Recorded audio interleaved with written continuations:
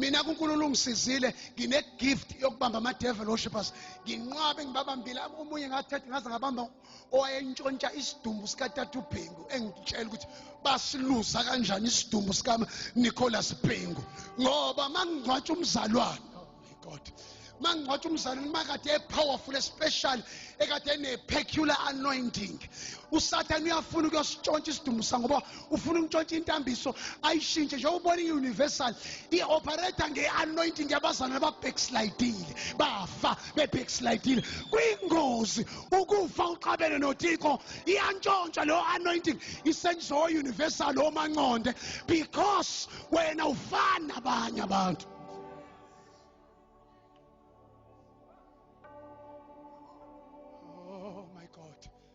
Oh my Jesus.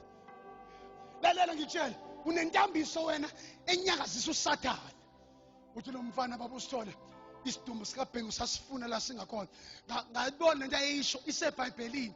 uMoses isidumbu sakhe sabanjwa ingelosi kaSathane nekaNkulunkulu. Mhla sashona noBhengu uthi lo mfana saye emochwari. Uthi sagqoka ama proof okusiprotecta sasitshontsha isidumbu sahamba naso. Sana so phansi kwelandla. Hey kodwa madoda iyaphila lento. Iyaphila lento. Iyaphila. Kodwa ngasuka ngishonephi ngoba amazobomu afumaneka kuye. Yingakho ngincame nefamily yami, ngancama nezihlobo zami, ngancama abantu bakithi abangasekho, ngaphuma ngedwa, ngathi ngokulandela, ngokulandela msindisi wenowa thithi noma bonke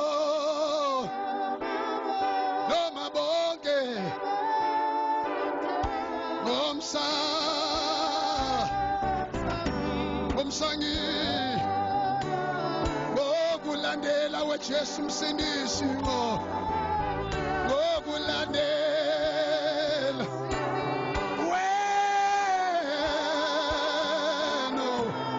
weno wakithi noma bonke bekuthela ngomsangi.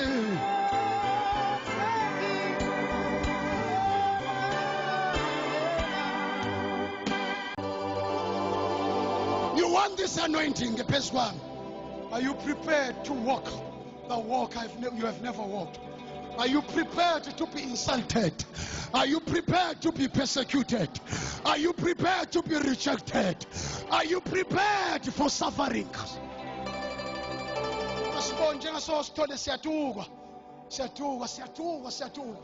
Siyathuka sonda nayingceko sonda nayikaka uthi uJesu uma benithuka bekhuluma kabi ingane jabulani vuyani ngoba umvuzo wenu mkhulu ezulwini.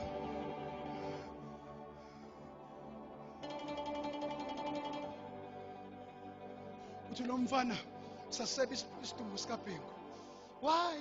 Ngithi mfana wena bamaza abazali baseThekwini okuthi ufuniwe. Ngithi why isidumbu sika Bhengu? Uthi le ndoda ihambe noThixo faithfully. Ngelinye ilanga uManoji kwafika amadoda awu3 kanti ama-angels. Yathi yoqala simnike lezinto, yathi enye hayi asingamniki, yathi esithathu asimnike ngoba uphasile ophi abathathu. Uphasa isifazane, waphasa impakamo, waphasa imali. Ukubuza ubaphasile yini ophi abathathu? Ukubuza phasile nokuphakama nangecawe yakho.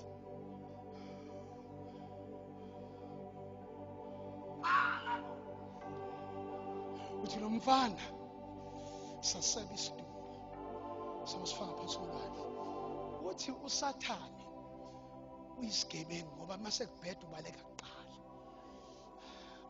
Kanti ngathi besebe isidumbu izulu liyabuka. Kwanyakaza izulu. Wathi umoya ingcwele Michael angel ngicela hamba uthatha lesa sidumbu uyosibusela endaweni yakho. wathi lo mfana nina ningaboni kwakudlula umkhumbi owaye Angola unexhobo waginqika lo mkhumbi wacwila eThekwini babentshontsha isidumbu sihle eThekwini uthi ngesikhathi sebeready befuna ukuthatha intambiso babezovusa umuntu njengoba bevusa abantu boko university babasulela ngentambiso mangase ngiwe mina ngathatha intambiso yami inikeze omunye umuntu ose-university noma okalehaya nomuphi lezi false churches uthi ngesikhathi madoda kwabona kwavuleka izulu akwangehla uNkulunkulu kwehla uMikhayeli wehla direct uthi ngenkathi ehle kwakuphuma ama-arrows imicibisho iphuma emzimbeni ishaya phansi olwandle ingena phansi kolwandle uthi umuntu oqala wabaleka uSathane bonke babedliwa umlilo beshayeka phansi bafika sithathe ingelosi isidumbu abazama sasemzaba nabazi ukuthi isidumbu sesike santshontsho bafika usibeke eshalofini emochwari wathi ngoba lo uhambe ethembekile phambi kwami angikwazi ukumvumela kuntshontsha intambiso yakhe.